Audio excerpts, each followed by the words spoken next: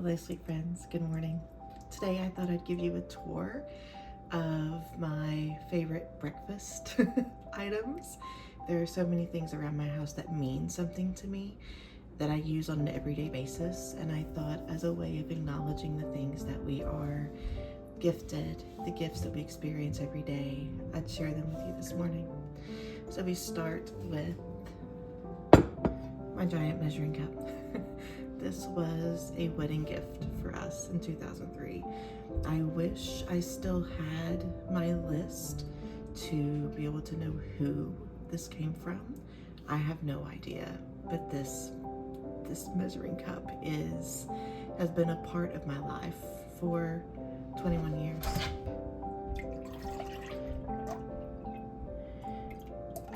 To make my Via, it is a cup and a half of milk and a packet of Starbucks Italian roast Via. Now there's a story with this as well. We were getting ready to go on a cruise with my family back in the day before there were coffee shops on cruise ships.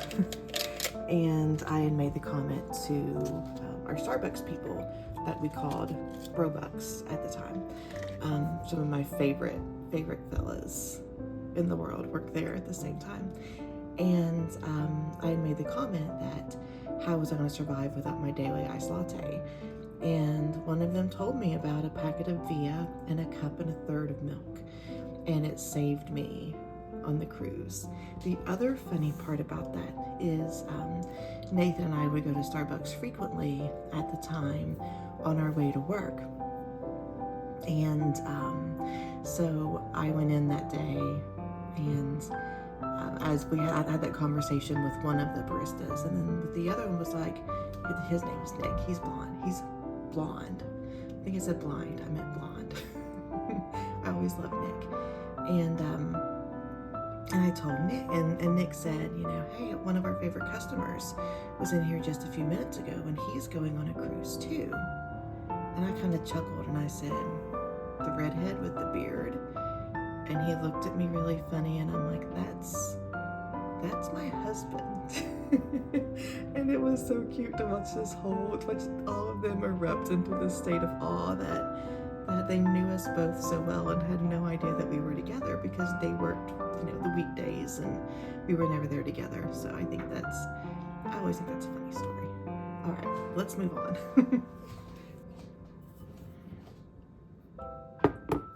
So this bowl came from my mom, from some potter, Pilgrim Pottery in eastern Tennessee in the Smoky Mountains, from a trip that we took several years ago.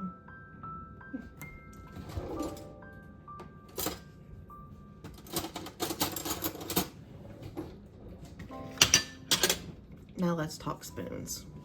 So this spoon I accidentally stole from an Airbnb, and I do mean accidentally.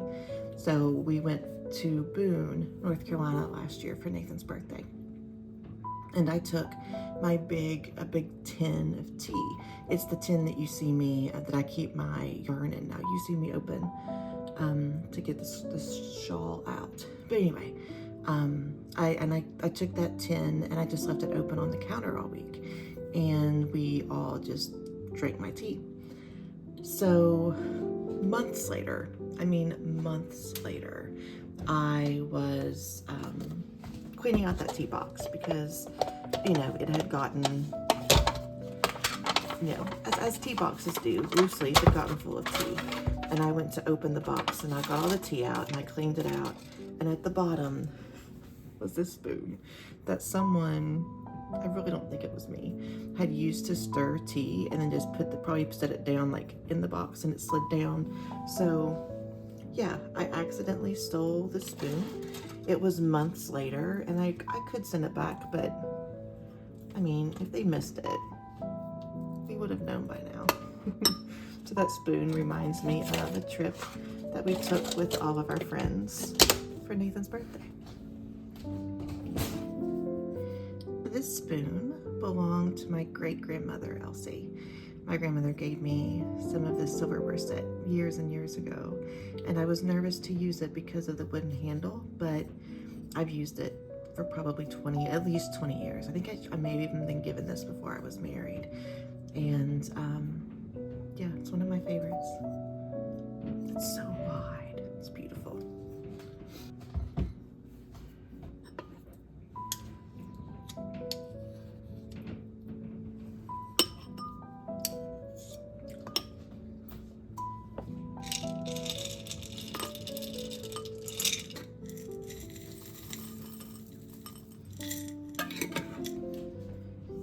So today I'm drinking from my mason jar from Allison, and I know it came from Allison because it has a little divot here. You can see it there at that angle.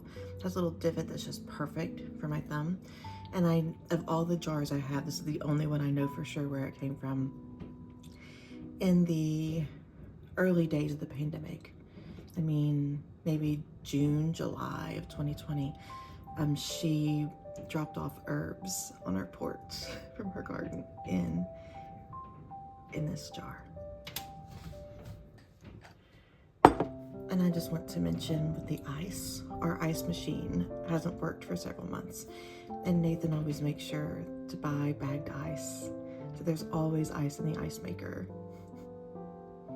And I think of that, and I offer gratitude every time I get ice.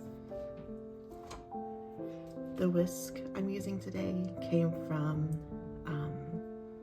the Spice Exchange in Asheville on my birthday last year. I realized I'd forgotten a whisk and that Airbnb didn't have one, so I bought this cute little one.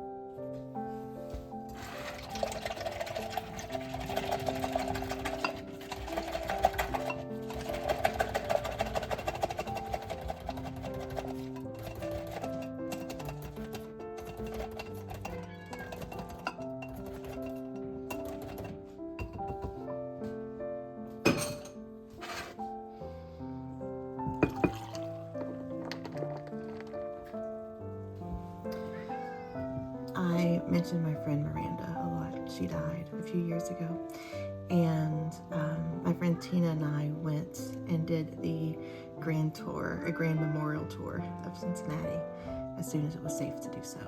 And I bought this straw at a cute little shop downstairs from the condo she used to live in. So, since you're here with me, my breakfast this morning, I'll offer the Reiki precepts here, as I typically do, over my breakfast, just for today. I am free from anger. I am free from worry. I am thankful. I am honest in my work, and I am diligent in my practice. I am true to my way, and I am true to my being. I am kind to all things, including myself. I honor my great bright light, and I hope to help you see yours just for today.